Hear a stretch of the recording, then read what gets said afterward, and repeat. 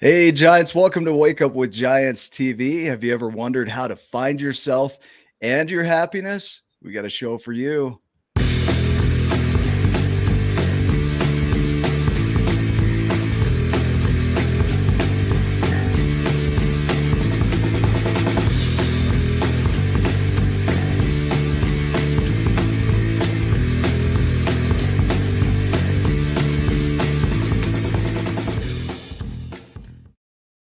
And welcome to Wake Up with Giants TV. This is Nick Smith. I'm usually here with Ryan Morris, but he's on a road trip today, coming back from Montana. So he may or may not join us. I guess we'll find out. If you haven't subscribed already, make sure you do that. You'll see that up in the left-hand corner there. As always, we've got our SG groups going. So we got another one starting in June 8th. So SG groups, if you're wondering what that is, message me and I'll tell you all about it. And then we got a live masterclass coming up this Thursday night at 7:30 p.m. Mountain. So if you're wondering what the 12 journeys are and how you can become a giant in your life, you'll probably want to be a part of that. So we've got a great guest today. We're going to talk about the topic of how to find yourself and your happiness. We're going to dive into the journey. We're going to do all the things. So I've got with me Capt LawSolace. He's a holistic educator. Is that right? Did I say that good? Yes, you said it perfect. Awesome. Okay. He's a holistic educator and guide. He runs an online academy, community, and library called the Eye of Overview Academy, where he teaches people how to find themselves and their happiness through learning about themselves. Self-love is acquiring knowledge of self, discovering themselves by 4 key aspects: learning your mind, learning their body, learning their spirit, and utilizing their own unique experiences throughout the life. So welcome to the show, Cap. Thank you for having me. And I love it because it's Cap with a silent T at the end. I'm like, how do I say this? Yeah, because it's so originally it's captain, but I wanted to Yeah. make it short, but Yeah. also retain the cap. So I Yeah. added Yeah. kept the T in there. I like it, man. It's unique, right? Well, when we go into the journeys, we go through the book, The Giants and the Smalls. We kind of go through the 12 journeys that are found in that book. And I like to start with the journey of unconsciousness, of either what we were handed from development, the learning that kept us a little bit unconscious, or maybe we learned some things that were good for us, but we got into this automation of just doing life a certain way. And that kept us from being our potential. Does that make sense? That makes 100% sense. Did you have a space in your life where that happened? Yeah, if I Okay. could be honest, it really feel like I've woken up maybe about 2 years ago. Okay. And it just comes out of going through life and just realizing like something's not working. Like I feel something, but it's just not adding up. Mm. And me personally, I'm a person that likes to analyze things, self-analyze, and like to really, okay, let me ask the questions, because I always believe in the law of polarity. And Yeah. that just means that opposites exist. So if there's hot and cold, if there's day and night, if there are questions, then there have to be answers. So if I'm asking these questions and I'm not getting answers to them, then I must not be asking the right questions, or I'm lying to myself about what the answer is. And I Mm. started doing that, and then that started to wake me up. Okay. So when you woke up, this is the next journey that we go into, is awareness. And a lot of people go into the space of just really judging themselves harshly. And they look at where they are and they're like, man, I shouldn't be right here right now. I should be further along. Did you have that kind of experience? And if you did have the judgments, what did you do with them? How did you manage those? Yeah. So, and that's the reason that a lot of people don't want to wake up, is because you have to face yourself. And that Yeah. is like one of the most hardest things to do. But I've done a lot of reading, and everything tells you not to judge yourself, just to be honest with yourself. And I also practice Reiki. I'm a Reiki practitioner. And two of the principles in there is don't anger and don't worry. So that means that, okay, if I'm to look at myself and not judge myself, I can't be angry at what I see, and I can't worry about what I find out. And those are two key principles that I keep with me the entire time, because being once you start to look at it, your emotions can come up, and then once those emotions come up, now you're kind of back in that unconscious state where you don't Yeah, even yeah. remember your principles anymore. So Let's hang on to that because that is so true right there. I've seen people wake up and then they get their emotions spin up, and then everything you've learned is just gone. It's like you can't uh-huh. even access it, That's right? so I'm glad you said that. So Yeah. now we can go into like LawSolace, the name LawSolace. Okay. So law is, if you look at what law means, it just simply means to uphold a principle. Now, if you look at what solace means to be calm in a time of turmoil. Well, if you're going to face those judgments, you're going to be filled with all types of emotions. But if you are able to remain calm, then you can form a way out of it. You can form and see how you need to overcome these situations. But it is the state of being calm to reach there. Okay. Yeah. And so state of being calm, is that something you gain or is it something that's already there and you uncover?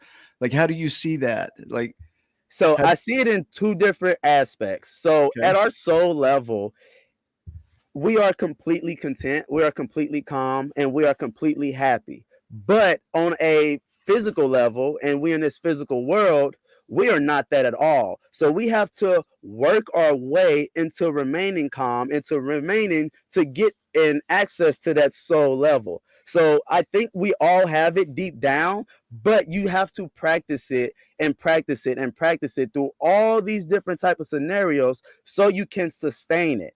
Yeah. Yeah. I know, that cliche of just stay calm, just let go of the judgments. People will say that, just let go of the judgments. And then you're heavy in your emotions.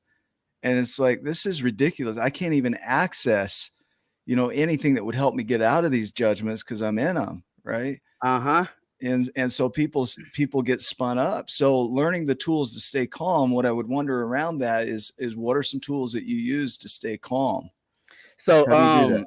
I don't know if you ever read the book, but it's called The Four Agreements. Okay, yeah. And number one is be impeccable with your word. That means be who you are, stand on your principles. Number two is don't take anything personal.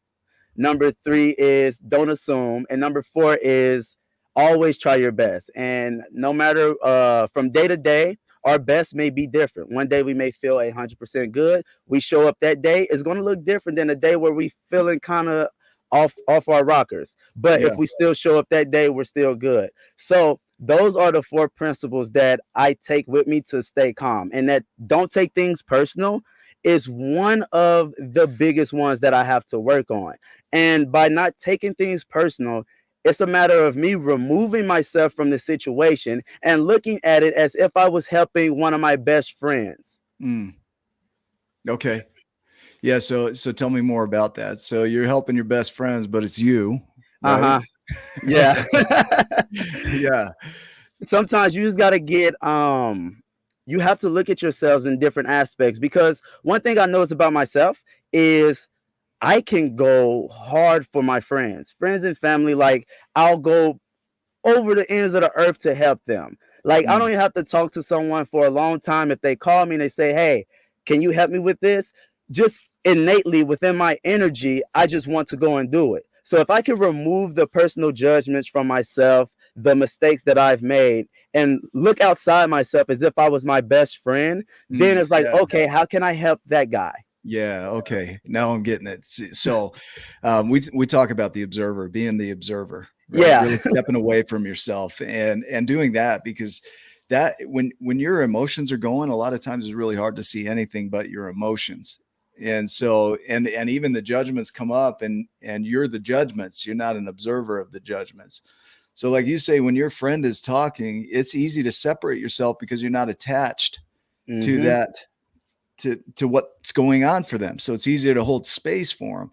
But when it comes for ourselves and we're heavy in our emotions, it's really hard to step back Yeah. and be that observer, that neutral observer, right? Yeah. Yeah. And when it comes to those emotions, I like to look at emotions as contacts, pretty much. Okay. So, Okay.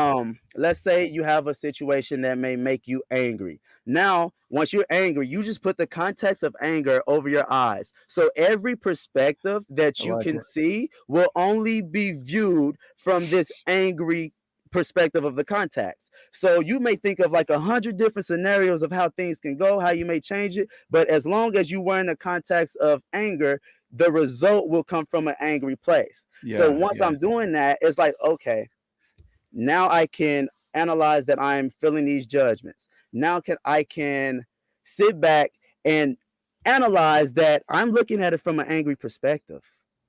Let me yeah, change my perspective. And that may mean let's walk away for a little bit and then come back. It may, let's go reach out to a friend who has a perspective that I don't have, but it's all about changing the context that you view the situation in. yeah. Okay. Let me ask you this. So in your journey, did you ever experience grief, depression, anxiety? Did you have Yeah. any of those come Yeah. Yeah. That's actually what kicked it off. I don't Okay. know what year it was, but it was the first time me experiencing depression. And it Yeah. was like, I'm like, what is this? Like, I'm feeling in a slump. I don't know why I'm feeling in a slump. I don't have any questions. Like, I just don't know. I was like at a state completely lost. And I don't remember exactly how I got out of it, but once I did get out of it, I said, no matter what, I'm not going back to that place. So I don't care whatever I have to do. And this is what I realized when I'm like working with people and versus myself. I take drastic decisions for my happiness and for the things to not put me back in that state. So when I Mm, said I wasn't going back to depression, I really meant that. And that yeah. took me on a journey of studying and not really trying to find happiness, but actually studying happiness. Okay. Yeah, you know what came to mind is, have you seen the, Nightmare Before Christmas? Jack Skellington? It's been He's a while. okay, so he's, like, singing, "What's this? What's this? There's Christmas everywhere," right? But but I hear, like, the words, "There's depression everywhere." It's, that thing, if you've never experienced it before, going back to the observer, which is a great thing when you get into that depressed state. I have a version of depression that says it's useful, but when you get into that depressed state and those emotions are hitting pretty heavily, um, to kind of get into that space like Jack Skellington, like you did, like, what's this? This is interesting, right? Uh-huh. And then it creates this curiosity of not only what is this, but how do I shift it? How do I transform it? Yeah. And one of the tools we think is most useful for transforming it is accepting it, like that it's there, Mhm. because there's so much resistance to it, right? Do you agree with that, or do you have a different version? No, I absolutely agree with what you're saying. And I'll have days where I'll feel that start to come on, and I'm really big on the power of our words. Mm, So if I'll have a day where I like everything just feels like it's putting me down, I do a thing where I say I'm going to the lab. And that means that I'm not doing nothing for the day. I'm going up here into the lab, I and like that. every Yeah. thought that I'm having, I'm analyzing it, and then I'm replacing it with a positive affirmation. And now, right then and there, it doesn't happen right away. It doesn't change the way that I'm feeling right away, but I go in there and I'm ready for a battle, and I stay in there until my energy shifts, and it does after a while. I like that idea of the lab. You throw on the lab coat, you're like, "I'm Uh huh. going into the lab, so I'm gonna do some studies. We're gonna do some alchemy here and some Uh chemistry huh. and mix some things up." And, the idea that you stay in it. No, I don't get rid of the emotion immediately, but going into the lab allows you space to really look at the emotion. And so Mhm. many of us are scared to look at the emotion. We're afraid to face it. But it's in that lab. I love the analogy of the lab. Like, it's in the lab that you really get to put it on the table, put it under the microscope, dissect it. Mhm. Um, did you find that sometimes you needed somebody else to help you see it from a different perspective, or were you able to do that on your own? Um. Yeah and no. I would say Okay. yeah because I'm a people person and I love people and I love their stories. So I sit there and when I'm talking to people, I like to listen and analyze themselves and analyze them. So as I'm like listening to them, as I'm like studying them, they're Yeah. giving me their perspectives on life. Okay. So Yeah. when I am in those moments, I'm channeling how they think, how they feel, how they react to situations, and how they move about life. Yeah. So technically, yeah, I do. And if I would like run into a roadblock, then I would reach out and ask a question. Yeah. Yeah. Do you use gratitude as a tool? Yes. Yes. Okay. All right. So that Every one hit. Tell me about that. Why did that one hit, that question? the gratitude Yes. Yeah. is because if we look at the world and everything, there is so much that we can put our focus into that can have us in that depressed state, that can have us feeling like the world is going to end and that we don't have any hope. But gratitude, literally just finding the things day in and day out that really mean the most, it changes your energy. It changes how you see things. It's like when I'm in my gratitude state, I can handle more things. I can move with grace. I can handle the punches and roll with them and be like, ha, I see how this works out. And I've already I've put in my mindset that I control the things that I can control, and the things that I can't control, then I control up here. Yeah. And that's why I place my gratitude at is the fact that somewhere I can control something. If I can control the outside situations that are going on, I control the way that I view them. And for that, I'm grateful because everything is a perspective. Yeah. Yeah. I mean, if the event, like this last comment here, if the events are neutral and we determine whether it's positive or negative, we take the event and then we interpret it based on our perceptions and what's going on in here. Um, then we truly get to direct and like you say, control. And what I would have you do here is define what you mean when you say control. So you Is we get to dictate, but go ahead. Like, what do yeah, you mean? the quote, what does it go? Life is 10% what happens to us, but 90% our attitude towards it. Okay. Okay. That is so in so many situations in my life that seemed unfortunate turned out to be one of the greatest things that had happened for me. Yeah. So in that sense, am I really experiencing something bad or am I just caught up in the moment and feel like it's bad? Because Yeah. every time something bad has happened, whether it's 1 year, 2 year, 5 years, 10 years, oh, I needed that experience. Yeah. And it meant so much for me to have that for me to be here now. Yeah. See, I have this idea too that when something goes bad and the emotions come up, it's like that's the party announcement for all of the other negative thoughts and emotions to come in, right? It's like, Yeah. hey, we're having a party, come on in, right? And so you got all their buddies showing up, and it's not just now the thing that happened, it's whatever was invited to the party. And Yeah. man, it's crazy how when one thing is negative, all of a sudden the whole world is negative, right, around Uh-huh. you. Yeah. Yeah, that's Can you funny speak you to that? mentioned that. It Yeah. was maybe a couple weeks ago I had like a really bad day where Yeah.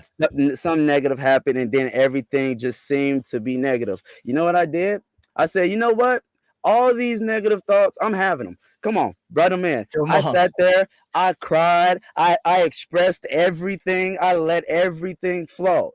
And it Mm. was crazy because it was the first time I did that, but I felt like going into it like, what am I doing? Like, do I supposed to be doing this? But allowing myself to cry, let it out, feel those emotions and let those thoughts out.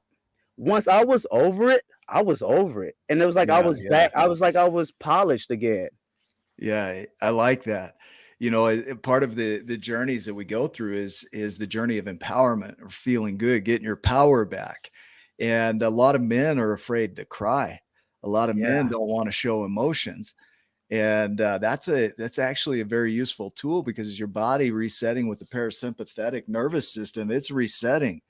Yeah. And it's Yeah, so relieving afterwards. yeah, That's if you experiencing those emotions and you're not expressing them out and then letting them come out, you're literally bottling them up.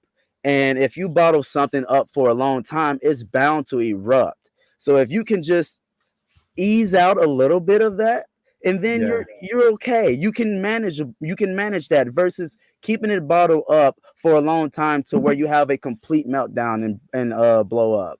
I picture it like a storage room, you bottled it up and you put it down there and then you forget where you put it in the storage room. So Oh, like that's really accessing good. it, you've got it bottled up somewhere in the body and it's stored away. And sometimes, even movement, crying, things like that will get it to fall off the shelf, so to speak, right? Uh-huh. Like you find it again so that you can actually do something about it. But some people will look at it, they won't even blow the dust off of it. They'll just put it right back. Uh-huh. Right. So I'm wondering, within this part of empowerment, the feeling good, gratitude's a great tool. The crying, allowing it in, just saying, come on in, we're having a party, bring it in. What else do you use as tools to get your emotions back to a calm state, to get your brain back, to get back in power? So I also read a book called The Five Levels of Attachment. Okay. Tell me. And Yeah. the first level is your authentic self. And to put it in an example, this it's like as if you're going to play a game and you're just going to experience it. You're not picking a side. You're not saying, I want this, I want this. I just want to experience it. And then once Okay. it's over, it's gone. The second level is your preference. That is, okay, I'm gonna pick a side and then I'm gonna play that. And then once the game over, you're easy to let that preference go. And then you can go back to your authentic self. The Okay. third level is your identity. Now you're starting to identify with whatever team that you're choosing, and it's sort of part of who you are. The fourth level is internalization. Now you're bringing the game home. Now Mm. this team is part of how you move and dictate your life. And then the fifth level is fanaticism. And that means where you don't even question what you believe. No one can tell you nothing. And anybody that says anything, they're automatic, absolutely wrong. So understanding these levels of attachments, when I'm having these emotions, I'm like, okay, I'm not going to be attached to them. I'm going to experience them because we are not our minds and we are not our bodies. We just have a mind. We have a body. So this is what my mind and my body is experiencing, not my Yeah. authentic self. So I can Yeah. always remain at my authentic self while processing the emotions of everyday life. Yeah, beautiful. That's actually really cool. Like we do get attached to things, right? We get attached to people. We get attached actually to the idea that we have about people, Uh-huh. the ideal, right? And then that doesn't get measured up or it doesn't play out the way we thought, or we don't feel like we measure up within that. So we experience anxiety. It's crazy that most of our anxiety is triggered by what we think other people are thinking or what they Yeah. might think about us. And so that those levels of attachment, not only to people, but to ideals, right? To how life should be or how it should go. I mean, that's attachment too, because you take ownership and you're like, that's mine. And then Uh-huh. it doesn't go that way. And then you identify that that was yours. Man, that Yeah. can really mess with people. Absolutely. And it's sometimes harder when you become attached to ideals because they're not physical. Yeah, yeah, yeah. And usually, right, they're played out perfectly. There's no flaws in it. Uh-huh. Everything's ideal, like rainbows. Like probably the worst example here, but Happy Gilmore's favorite, like Happy Place, right? I don't know if Yeah. you've seen that movie. And But hardly ever do your ideals work out that way. yeah, yeah, right. And man, when it doesn't, we're so hard on ourselves, just Mhm. so hard. Like I know people that they'll and this is a touchy topic here, but they will become suicidal over not measuring up to the ideals that they have for themselves. One of my favorite researchers is Lisa Feldman Barrett, who talks about depression coming from us not measuring up to our own ideals and anxiety coming from not measuring up to the ideals of others, which truthfully are our own ideals projected on others. Mhm. So it still comes back to who we think we should be and what we think we should be doing by this point of our lives. And it's all subjective. 100%. Yeah, 100%. There's no written rule on what's supposed to be done at this specific time. right. but there's no book, right? It's not like, hey, go to page 800, section A, paragraph 2, and you'll see where you should be at, for me, 47 years old. It just doesn't exist. It's so relative, It right? really is, and that's what I've learned. Like when I say I was studying happiness, I was seeing people, because you've heard people think that money equates to happiness. Well, I saw someone with money that wasn't happy, but I also Yeah. saw someone with money that was happy. I Yeah. also saw someone with no money that was happy, but I also saw someone with no money that was happy, or vice versa, whichever. I Yeah. don't know Yeah. if I Yeah. butchered that. Unhappy, right? Yeah. Yeah, Yeah. unhappy. So Yeah. it was like that doesn't equate to it. So I seen people that take the consideration of jobs or anything else. So happiness is what you make it. Yeah. Yeah. It's a definition. I mean, look at all the definitions that we have. Collectively, we said, yeah, I agree with that. Yeah, collectively, yeah, I can align with that. But it was still created. Somebody created it. And so most of our world is created within us, and then we project that out as though that's the way it should play out. And when it doesn't, and we get really hard on ourselves, that's when life becomes really difficult. Uh-huh. And man, especially now with so much access to everybody's social profile and seeing their quote unquote behind the scenes, um, Yeah. it's easier to access things to judge ourselves with. 100%. It's Yeah. I'm very, very particular like with social media too, because once I had overcame like that depression state, I could feel myself going back into it by literally looking at social media, and you'll see people. Social media is like everybody's own PR move. They're putting their best foot forward and making it seem like everything is Yeah. grandiose everywhere, and it's truly not it. So when you're experiencing your own downs and your own downfall, it's like, well, how they doing that? And I'm feeling like this and experiencing this. So Yeah. yeah, Yeah. I completely agree. Yeah. I mean, so reflecting back, these are the root journeys. When we talk about the 12 journeys, these are the first 6 journeys, because you're dealing with unconsciousness and waking up, and then you go into the grief cycle, which we consider depression, grief, anxiety, like the heaviness of recognizing I'm not where I thought I should be or where I think I should be, and then moving into acceptance and gratitude and feeling good. Like the empowerment section of feeling good is just how quickly can you move through your emotions to get your brain back, to get your mind back, your soul back, right? Yeah. And that's a vital thing. It's an area where a lot of coaches don't want to dive into it because it can be really dark there. Yeah. And yeah, go ahead. Like, Now I was just gonna say, just back to the law of polarity. You gotta go and venture in that side to get the full scope of things. yeah, yeah. And sometimes it is good to have somebody there with you to do that. Somebody like you that's been through the darkness that can say, yeah, oh, this is just where we are. This is part of it. I've been on this journey before. I'm helping you navigate. I'm walking alongside you, but this is part of that journey. Yeah, because Yeah. literally, since I left high school, 10, 11 years, Yeah. I've been trying to find who I was. I just always felt like something was a little bit different about me. Hmm. Like I think I was a little bit even more naive than some of the kids that I graduated with. Like I Yeah. just had this grand ideal of like what life's supposed to be. So like literally after high school, I had a job. I went in a factory and they had me working 13 hours, and I was cleaning machines for 13 hours. I went home, I cried. I went to my mom. I'm like, is this what life is supposed to be? Because I'm hearing you retire at 60, 75. I'm like, so I'm supposed to do this every day until I'm 75. I can't. And I literally cried the whole night and the next day. Like Oh that was like man. my first breaking. Oh man. Okay. So in my book, it opens up with those questions. Is this all there is to life? Is this it? And man, those questions can be really awakening because, well, they can go in two directions. You could go really dark with it and really hammer yourself with the information or the answer that comes, or you can look at it as opportunity of, okay, so what is possible? If Yeah. this isn't it, what is possible? What can I do?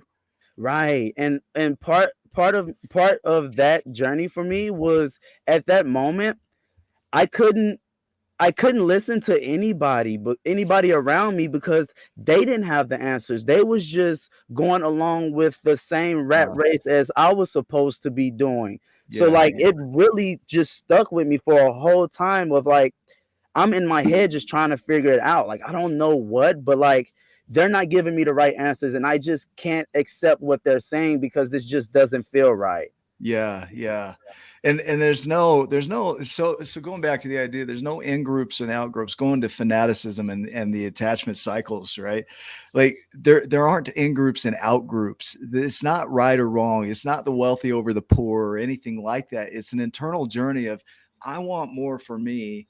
That's available to everybody out here. If they choose to see that or not see that is up to them, but it doesn't make them any less than me.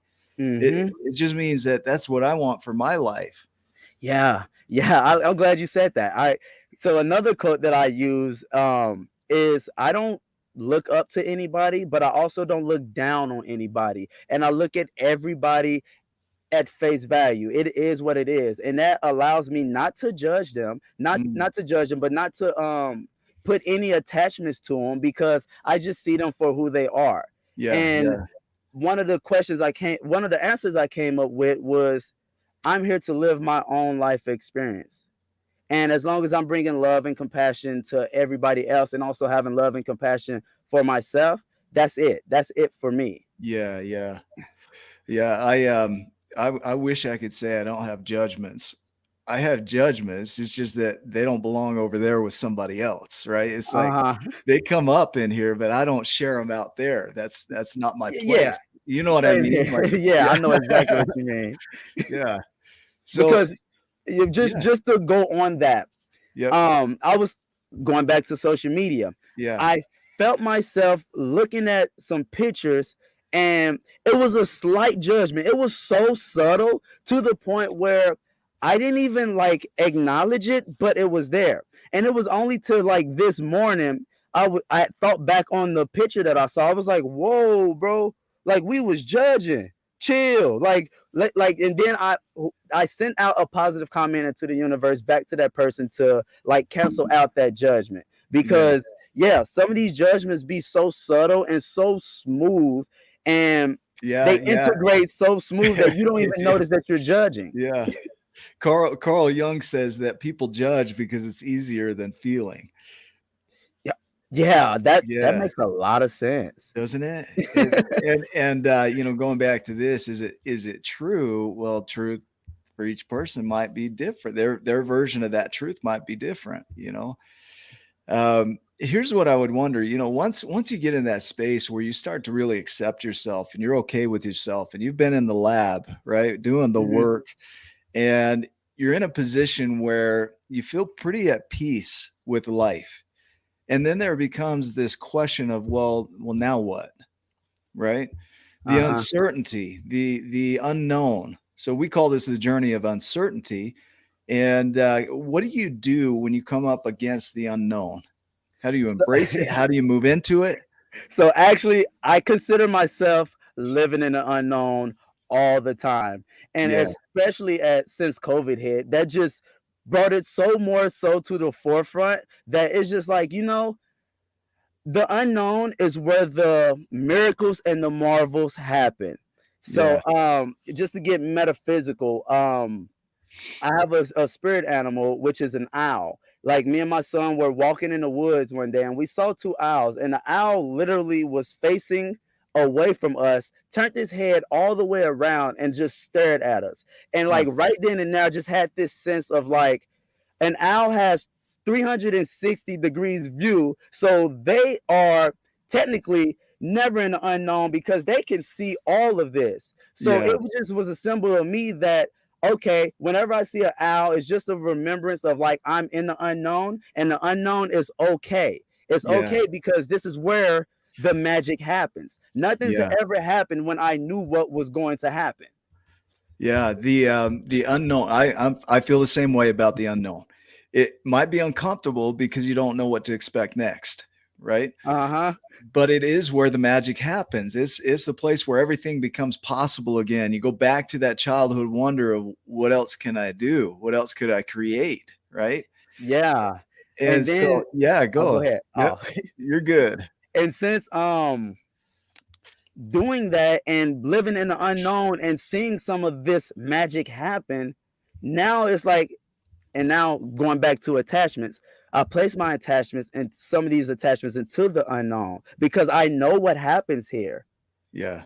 Okay. Yeah. Being a captain, right? Being the cap. Uh, I've heard, and maybe you can confirm this, when people explore, when they're explorers, generally they'll have rituals or routines that they perform to create themselves in a way that they can go into the unknown and still maintain who they are while they step into the uncertainty. Do you have anything like that?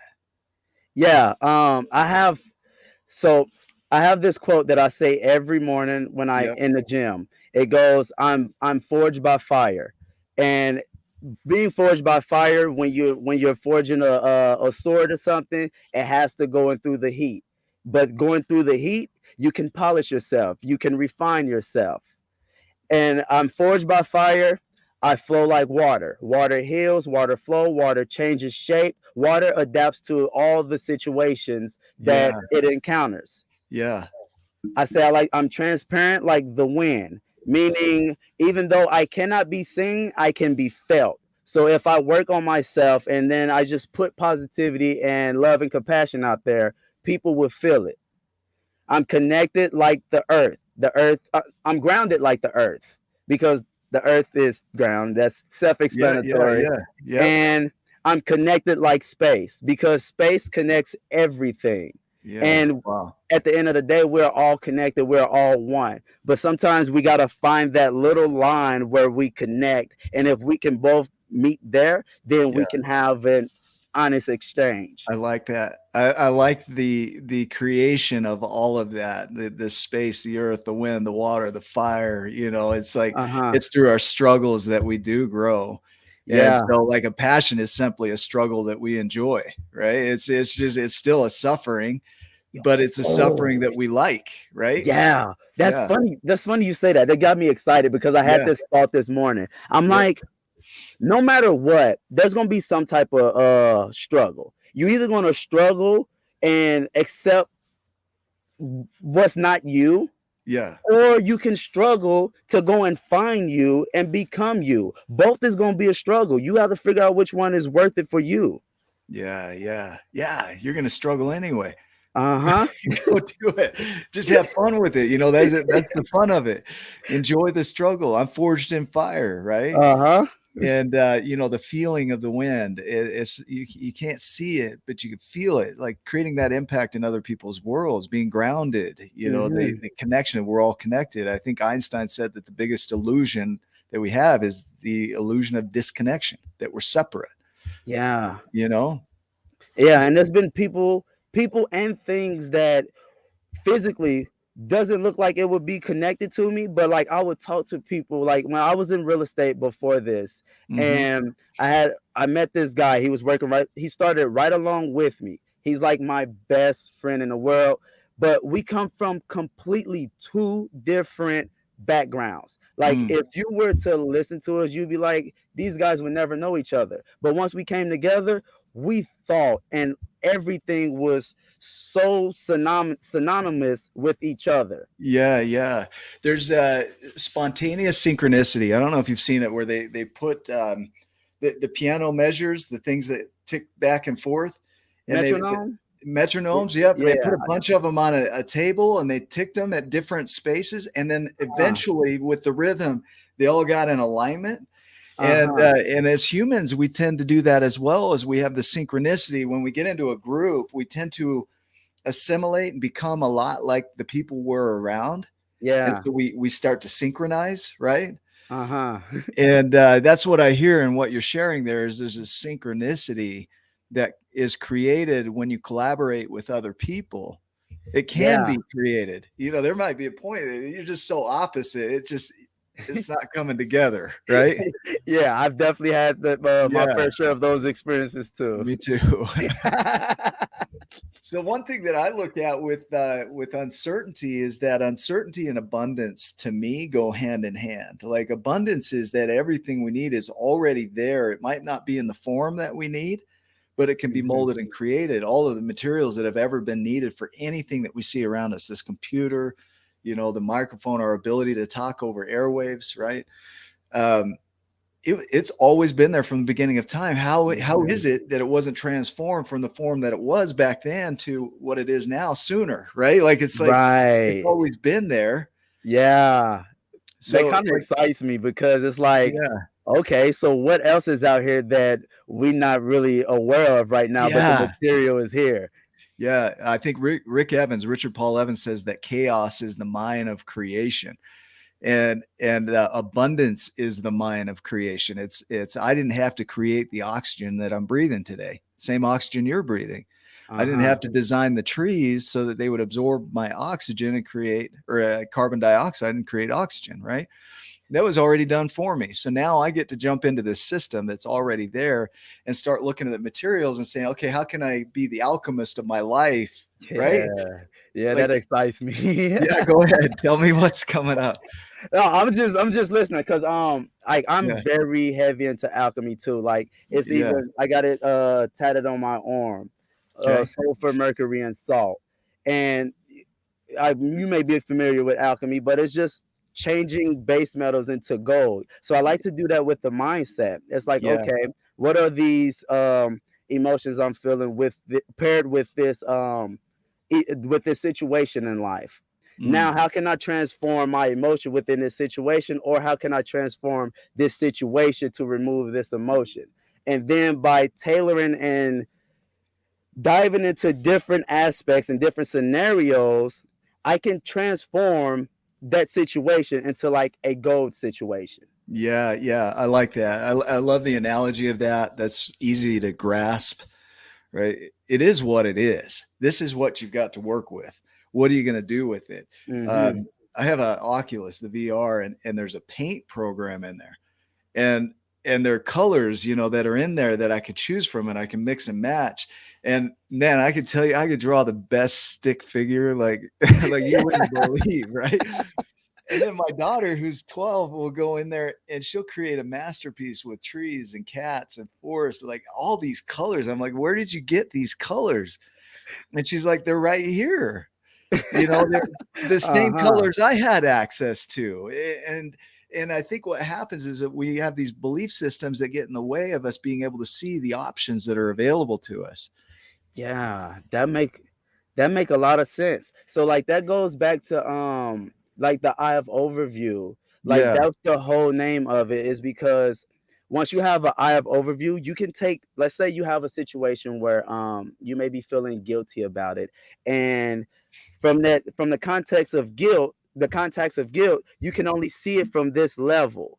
But if Mm. you remove that and you go up into an overview view, now Yeah. you can see this angle. Now you can see all. Look at all the possibilities of guilt. Look at all the possibilities of anger. Look at all the possibilities of if I'm staying calm into it. And Mm. then you can select which one you want and then drop down into that perspective. Yeah, and so this is where we move into the journey of vision right here, because now you've got uncertainty. Anything's possible. Now you got the resources for that possibility. And now it goes into, what do you have in mind? What are you going to Uh-huh. think or imagine? Then I think it was Einstein as well that said, imagination is more valuable than knowledge. Imagination, now you go into the vision of it. What do I hold as a vision for what I'm creating here? Because that'll pull you through with the uncertainty, the unknown, and then the materials is how to use those to create your Uh-huh. vision. What does that bring up for you? Um, I forget whoever it is, but I do remember the story. So, and you may be familiar with it. There was a time where no one could run under a 4-minute mile. Yeah, Roger Bannister. Yep. Yeah. Yep. And he dissected it and broke it down into smaller increments and able to accomplish how to run a mile under 4 minutes. Mm, And fast forward now, you got high school students that know how to run under 4-minute miles. mm, So when it comes to the visions and everything, I like to see how can I break it down into the smallest thing possible. Mm. So for I stopped maybe 2 years ago, going up to 2 years. I learned how to do handstands. I would Okay, see cool. Yeah. calisthenics and Yeah. I was like, whoa, that is really cool, but like I don't know how to do it. So for 4.5 years, every single day, and you could check it out on my Instagram, I did one handstand every single day for 4.5 years. Okay. End, end Yeah. up learning how to do a handstand, end up making it on the news, end up getting like some, Really? Yeah. yeah, Yeah. like publicity and like a whole bunch of things just from breaking it down to a simple handstand a day. And it was just because I had the vision of, oh, I want to learn how to do that, but I Yeah. don't really have the time to dedicate and bust my tail and like really figure out how to do a handstand. So what if I just did one a day? Mm. It's short, it's simple, and it consistency is key. So if I do that, then I should be able to get somewhere, and I definitely did. Yeah. Yeah. Okay, so now we're into the other two journeys, surrender and nurture, because nurture, a lot of times people think I got to do this big thing, I got to take big actions, big steps, and I'm with you. No, you don't. If you could Uh-huh. do one little thing, that's how we created anything we do anyway. If you could do that consistently over time, you will create a difference in your life. Yeah, it's every day. Whenever I talk to people and they be like, "I did this, but it's a little something slight." I'm like, "No, no. Put all the emphasis into that. Be happy to it because you didn't accomplish this beforehand. So Yeah. this is something that is big for you. Play on every small win. Every win is a win. Mm. Don't negate yourself and think, oh, you got to make this big move in order for you to feel like a success. Yeah. You live we typical lifespan for people is like 75 years. Break that down, that breaks down into day to day. A Yeah. day is simple in a term of 75 years. Yeah. Isn't it somewhere around 84,000 minutes? Is that a day? Something like that? Oh, maybe. I think and maybe my math is way off, but each day matters, but there's also a surrendering, right? There's a surrendering of the pathway because you might have something in mind and you're nurturing it day by day and you find out that, hey, it's not working this direction. I picture creating your goals and visions like a tree would do it. That the tree Mhm. creates fruit, but it is not straight. It's never straight. Men make it straight by cutting it down and shaving it into a piece of wood, right? But a Uh-huh. tree is bifurcated and branched and gnarly and fractaled, right? And Yeah, and then yeah, put and some pressure onto it or like put some type of obstruction into it. It's still going to grow, but it's going to grow around that obstruction. it will, right? You put it into rocks, it's going to break through the rocks little by little, one day at a time, one Mhm. step at a time. And that exerted pressure over time cracks the rock, breaks through.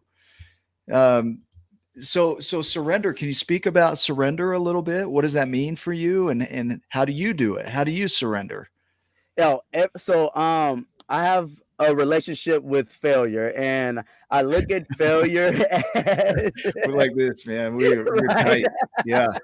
I look at failure as and this is how I process it. So whenever I experience failure, again, I go and I feel the emotions, I feel the hurt because it hurts.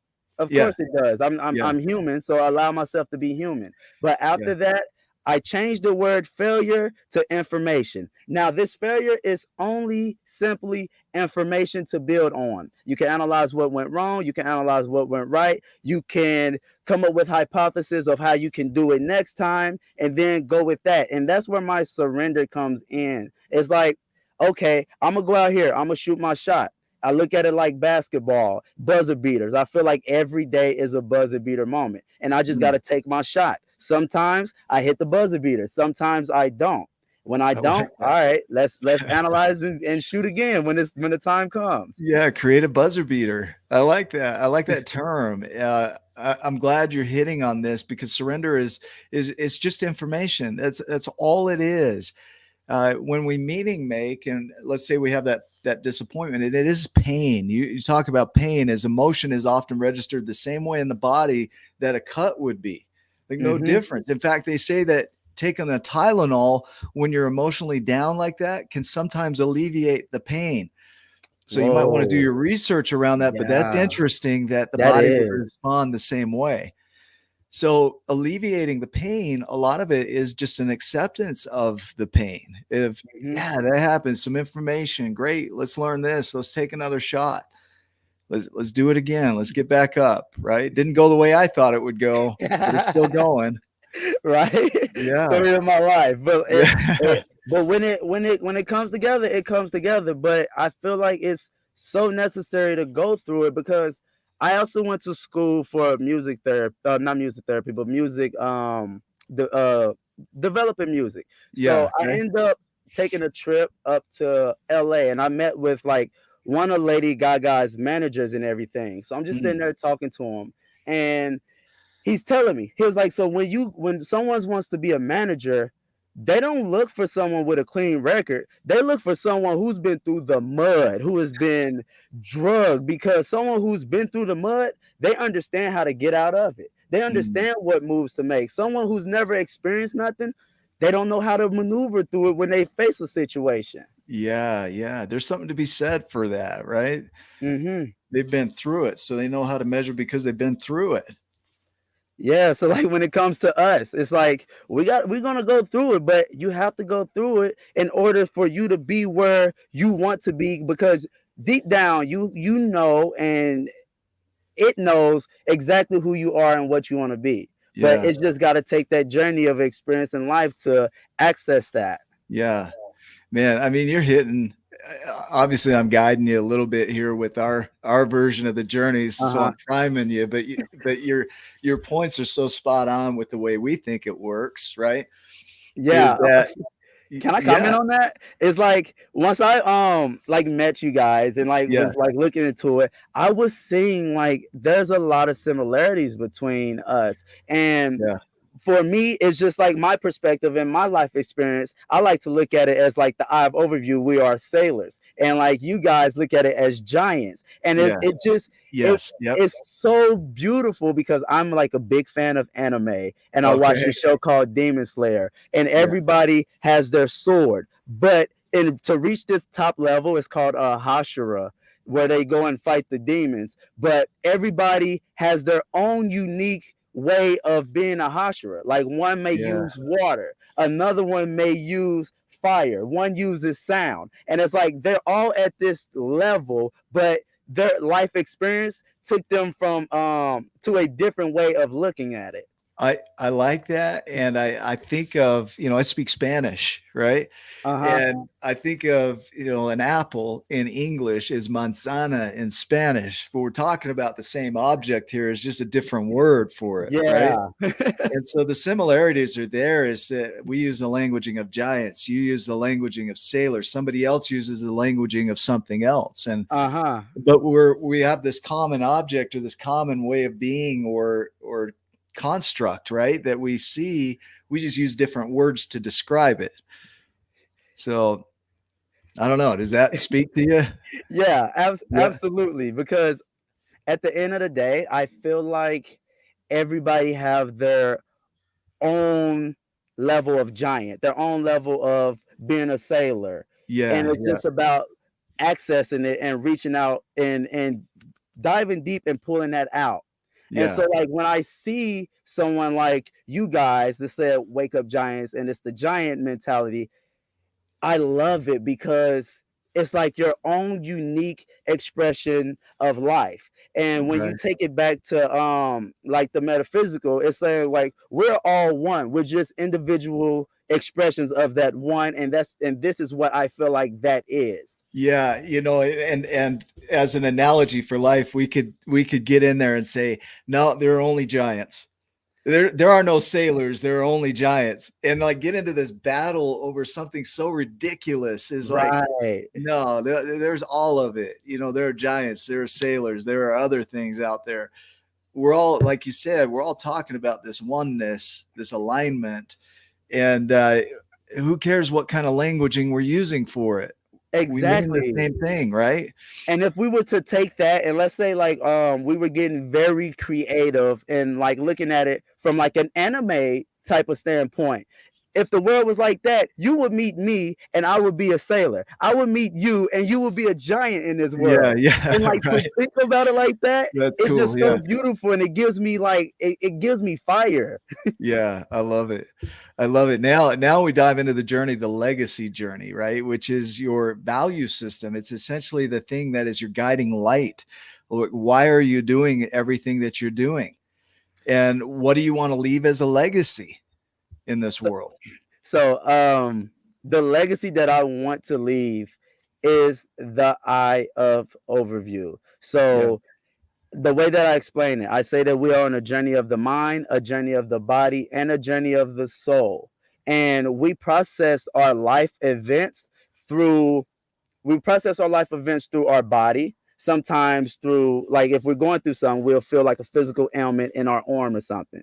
We Yep. process things through our mind. So processing things through our mind means we go through our life events, we'll process it, and sometimes we process it good, or sometimes we'll process it bad.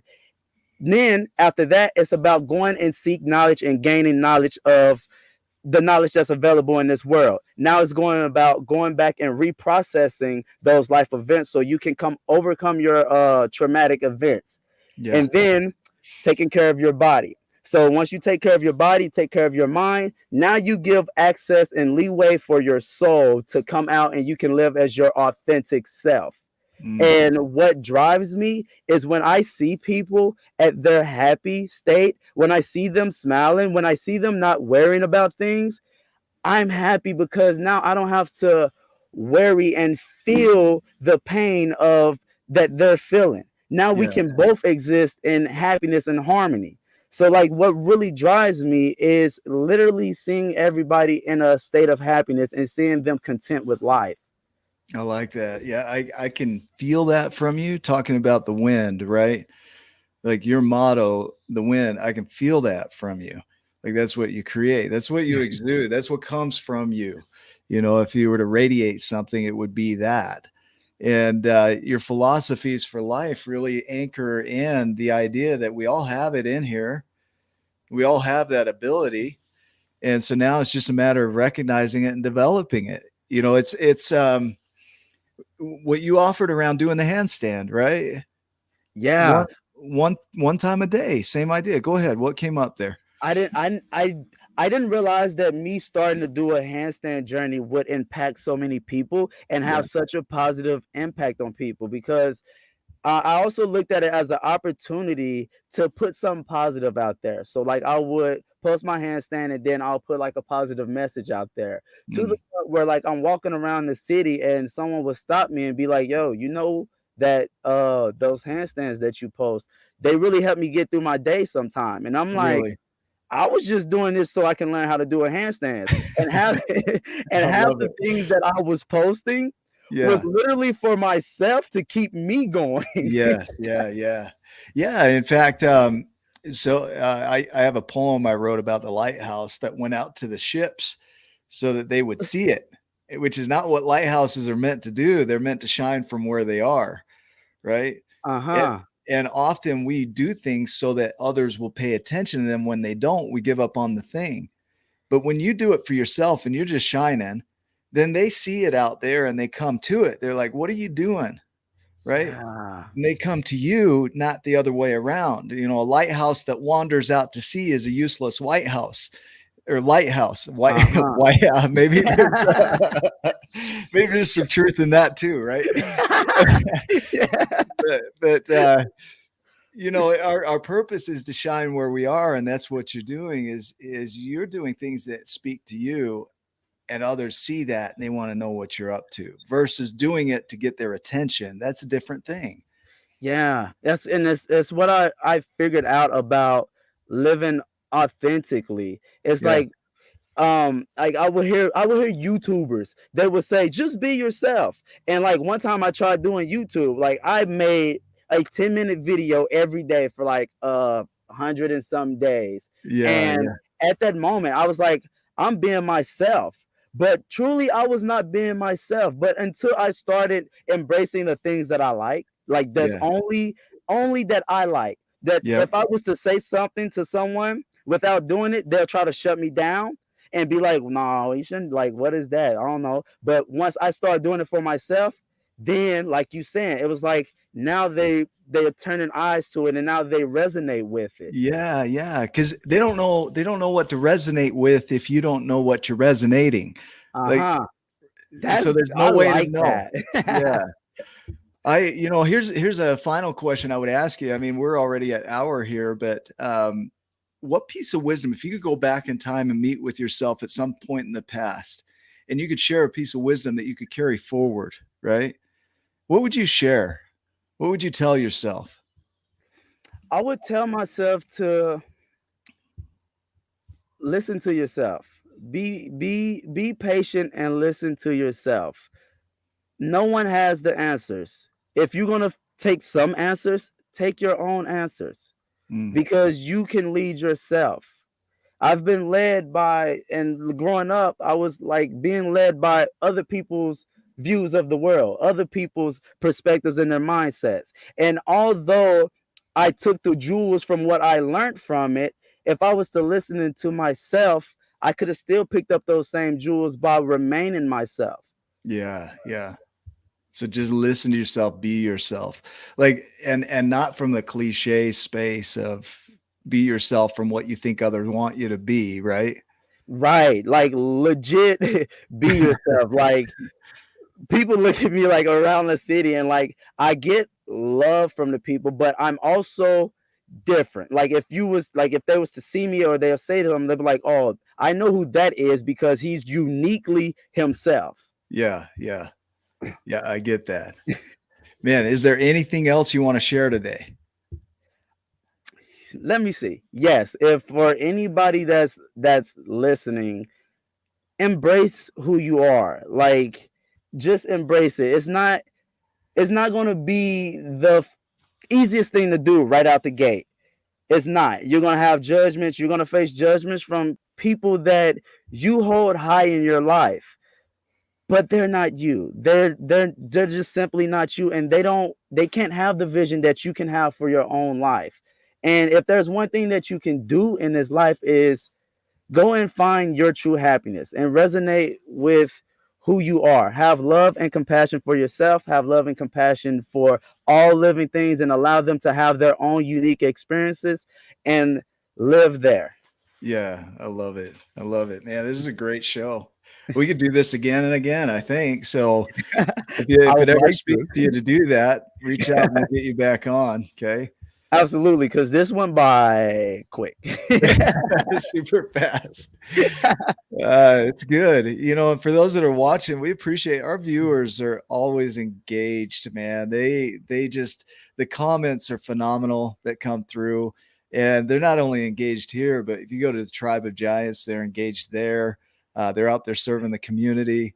It's a cool thing to see. Yeah, It's just I was watching some and I appreciate it. Also, if anybody watching would like more information, I do upload on TikTok with a lot of like mental development and like spiritual development at TikTok at Capt LawSolace, and you can find a buttload of information for yourself there. yeah, a lot of gratitude for you and what you shared today. So, for everybody watching, we appreciate you. Thank you so much for being a part of our journey. Remember, you're exactly where you're supposed to be. You're right on time. You're doing what you should be doing or could be doing. And watch for opportunities to transform it because there are going to be opportunities within what you're doing to create something. And so, do that. Watch for those opportunities and be gentle with yourselves. This could be a tough journey, especially when you're hard on yourselves. So just as much as you can, be gentle and appreciate you all. Make it a giant day, and we will see you in the next episode. Have a great day.